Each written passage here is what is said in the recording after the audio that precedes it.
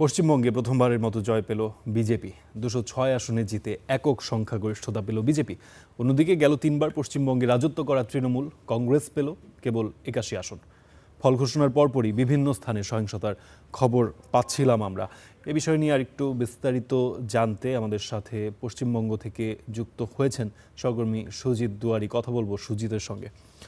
সুজিত, দীর্ঘ কয়েক বছর ধরে আসলে যে কেন্দ্রীয় সরকার, সরকারি দল বিজেপি, তাদের কিন্তু টার্গেট ছিল এই পশ্চিমবঙ্গে সরকার গঠন করা, এবং বিগত কয়েকটি নির্বাচনে তারা সফল হতে পারেনি। এইবার তারা সফল হতে পেরেছে। গতকাল দিনভর একটি উত্তেজনা আমরা লক্ষ্য করেছি। আজ সেই সরকার গঠন করার যে খবর, সেই খবর বিজেপি পেল। তারপর আজ প্রথম সকাল। আজ সকালে কি চিত্র দেখতে পাচ্ছেন আমাদের একটু জানাবেন।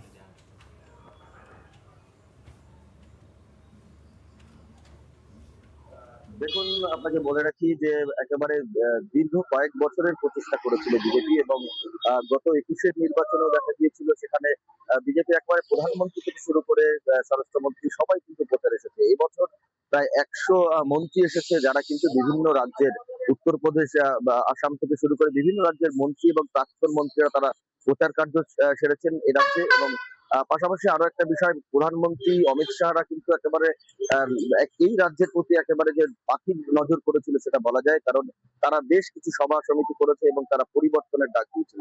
অবশেষে গতকাল 293টি বিধানসভা কেন্দ্রের যে ফল ঘোষণা হয়েছে তাতে 206টি কেন্দ্রে তারা জয়লাভ করেছে, এবং এককভাবে বিপুল সংখ্যাগরিষ্ঠ নিয়ে তারা কিন্তু এই পশ্চিমবঙ্গের মসনদে তারা বসতে চলেছে।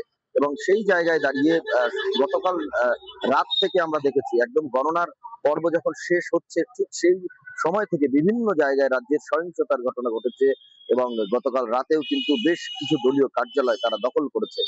ইতিমধ্যে যেটা 2011 সালের পরিবর্তনের সময় যেটা দেখা গিয়েছিল, তৃণমূল যখন বামফ্রন্ট সরকারকে পরাজিত করে, ঠিক সেই সময় একইভাবে বামফ্রন্টের সমস্ত দলীয় কার্যালয় কিন্তু নিয়েছিল তৃণমূল, এবং এবার বিজেপি ক্ষমতা এসেছে, সুতরাং বিজেপির তরফেও কিন্তু সেই একইভাবে এই সমস্ত কার্যালয় যারা রয়েছে, কার্যালয় তারা কেউ দখল নিয়েছে, এবং বিভিন্ন অটো টোটো যারা রয়েছে আমার পেছনে দেখতে পাবেন, এই সমস্ত ইউনিয়ন যারা তৃণমূলের এতদিন প্রচার করছিল, তাদের প্রত্যেকটি অটো টোটোতে কিন্তু বিজেপির ঝান্ডা উঠছে।